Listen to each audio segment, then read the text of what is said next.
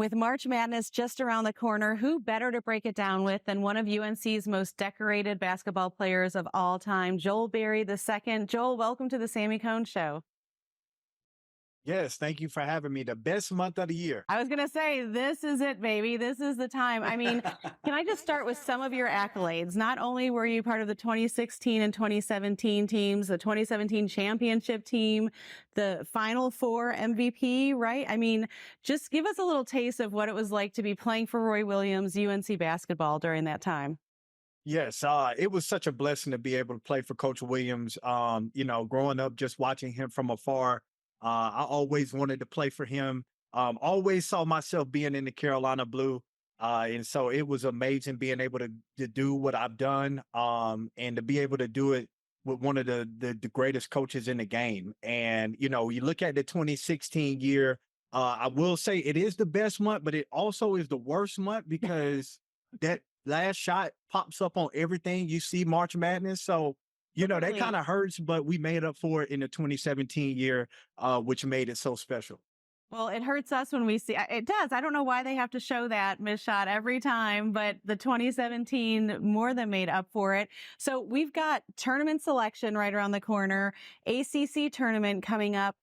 Is UNC as good as we not only hope, but they're saying they are? Because I feel like we always get to turn it up a little bit at tournament time. What's your analyst perspective?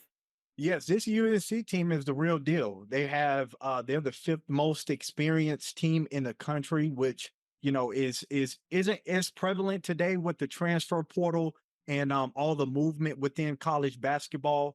But having that experience is very important when you talk about winning games down the stretch.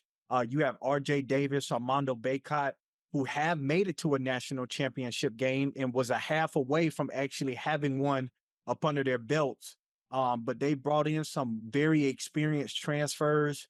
They can win in multiple ways. They have guys who can shoot it from the outside. They have inside play.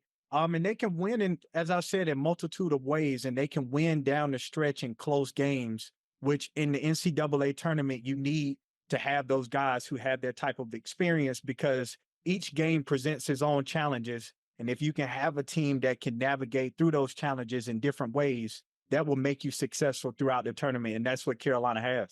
Yeah, I was going to ask. I mean, UNC beat Duke earlier this season. We've got another game coming up before the tournament starts.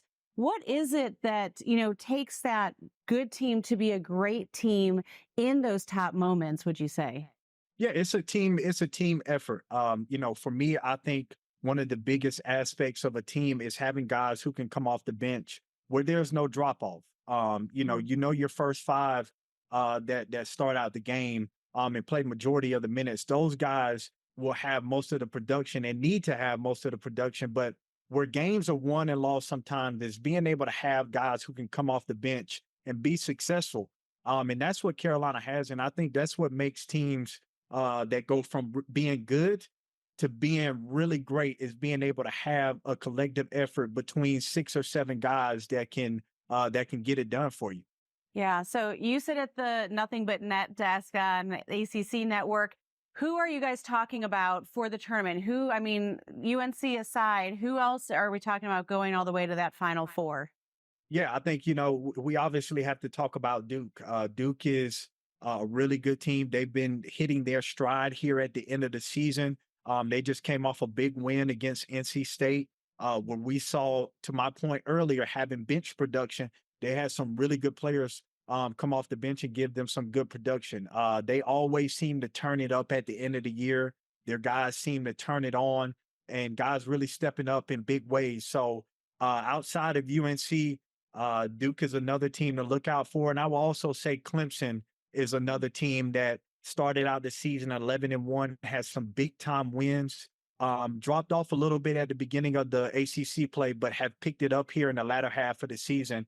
And they have they are also a veteran team that can navigate their way through the tournament as well. So those are the 3 teams that we are keeping our eye on for the tournament.